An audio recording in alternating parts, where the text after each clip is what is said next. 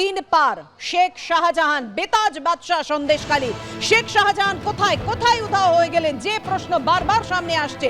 এবার বিস্ময় প্রকাশ করলো খোদ আদালত। সীমান্ত পেরিয়ে শাহজাহানের পালানোর আশঙ্কা উড়িয়ে দিল না হাইকোর্ট।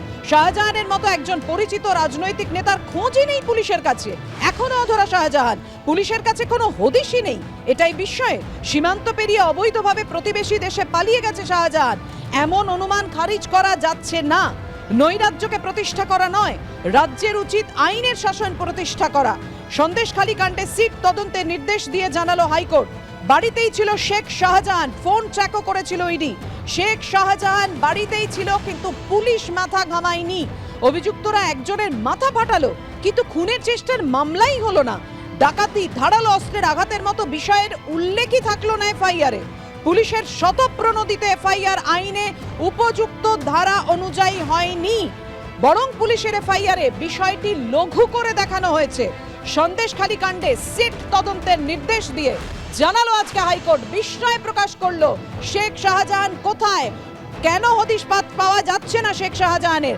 পুলিশের ভূমিকা নিয়ে বিস্ময় প্রকাশ করলো খোদ হাইকোর্ট। এখনো অধরা শাহজাহান, পুলিশের কাছে কোনো হদিশই নেই।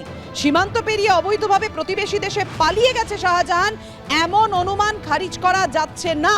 সন্দেশখালী কাণ্ডে সিট তদন্তের নির্দেশ দিয়ে জানালো হাইকোর্ট।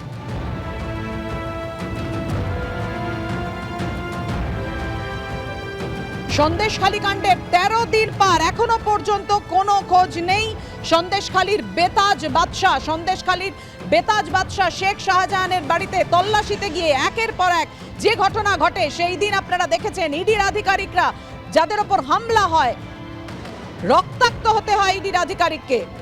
এ বিষয় নিয়ে আমরা কথা বলবো। আমাদের সঙ্গে রয়েছেন আমাদের প্রতিনিধি দীপক ঘোষ। দীপক, বিস্ময় প্রকাশ করলো খোদ হাইকোর্ট যে পুলিশের যে এফআইআর সেটাতে লঘু করে দেখানো হয়েছে, এবং শেখ শাহজাহানের এখনো পর্যন্ত 13 দিন পেরিয়ে গেল কোনো হদিশ নেই। এবং যেটা আদালত বলছে সবচেয়ে বিস্ময়কর বিষয় হলো যে শেখ শাহজাহান এত পরিচিত মুখ, এত পরিচিত রাজনৈতিক নেতা, তার কোনো সুলুক সন্ধান নেই পুলিশের কাছে। তারা তাকে গ্রেপ্তারও করতে পারেনি, কোনো খবর নেই তার সম্পর্কে। এমনকি ঘটনার সময় শেখ শাহজাহান কোথায় ছিলেন সে সম্পর্কে তথ্য ছিল ইডির কাছে। তারা তো ফোন ট্র্যাক করেছিল, তারা জানতে পেরেছিল কোথায় আছে। তারপরেও পুলিশ সে ব্যাপারে কোনো খোঁজ নেওয়ার চেষ্টা পর্যন্ত করেনি। এমনকি পুলিশের তরফ থেকে যে সুমোটো করা হয়েছিল এফআইআর, সেটা যে উপযুক্ত আইনের ধারা মোতাবেক করা হবে সেটা করা হয়নি, বরং ঘটনাটিকে লঘু করে দেখানো হয়েছে। এমনকি পুলিশ চেষ্টাও করেনি যে শেখ শাহজাহানের বাড়িতে ঢোকার, শেখ শাহজাহানকে ধরার বা ভিতরে ঢোকার।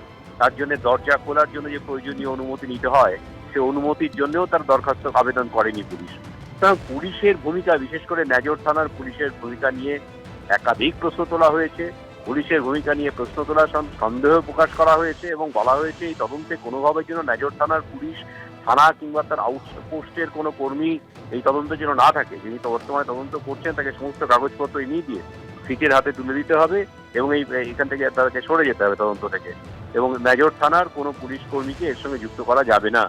আগাগোড়া পুলিশের ভূমিকায় সন্দেহ প্রকাশ করা, পুলিশের কার্যকলাপ নিয়ে প্রশ্ন তোলার পাশাপাশি একটা গুরুত্বপূর্ণ মন্তব্য করা হয়েছে আদালতের পক্ষ থেকে। বলা হয়েছে যে রাষ্ট্রের কাজ কিন্তু নৈরাজ্য বা ভিড়তন্ত্রকে কায়েম করা বা প্রতিষ্ঠা করা নয়। রাষ্ট্রের উদ্দেশ্য হলো যে আইনের শাসনকে প্রতিষ্ঠা করা। সুতরাং এখানে আইনের শাসন প্রতিষ্ঠা করার জন্য যে উপযুক্ত পদক্ষেপগুলো করতে হয় সে ব্যাপারে পুলিশি গাফিলতি নিয়ে উদ্বেগ প্রকাশ করা হয়েছে কোর্টের তরফ থেকে, সন্দেহ প্রকাশ করা হয়েছে এবং প্রশ্ন তোলা হয়েছে। ধন্যবাদ তোমায়।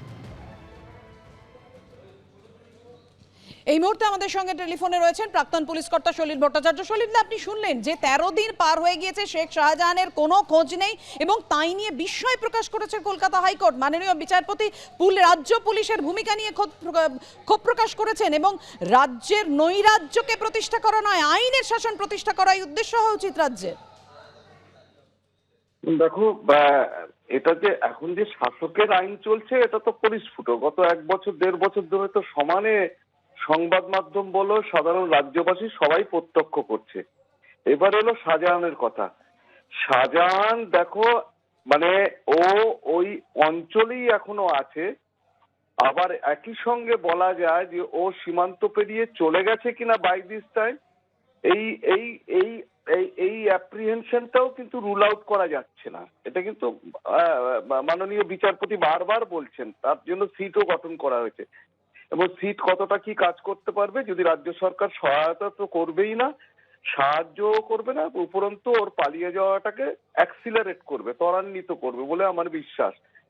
এইবার কথা হচ্ছে যে বর্ডারে যে ইন্টেলিজেন্স আছে, গভর্নমেন্ট অফ ইন্ডিয়ার যে ইন্টেলিজেন্স আছে, তার যে ডাইরেক্টর আছে তপন তেগা, ওনার যদি সুপারভিশনে এখনই special IB of Government of India, NIA, CBI সবাই একত্রিত ভাবে, কারণ রাজ্য পুলিশ করবে না, পরিষ্কার বোঝা যাচ্ছে রাজ্য পুলিশ করবে না, for the interest known to them, এটা সবাই জানে এবং রাজ্যবাসীও এটা বুঝতে পারছে, প্রত্যক্ষ করছে।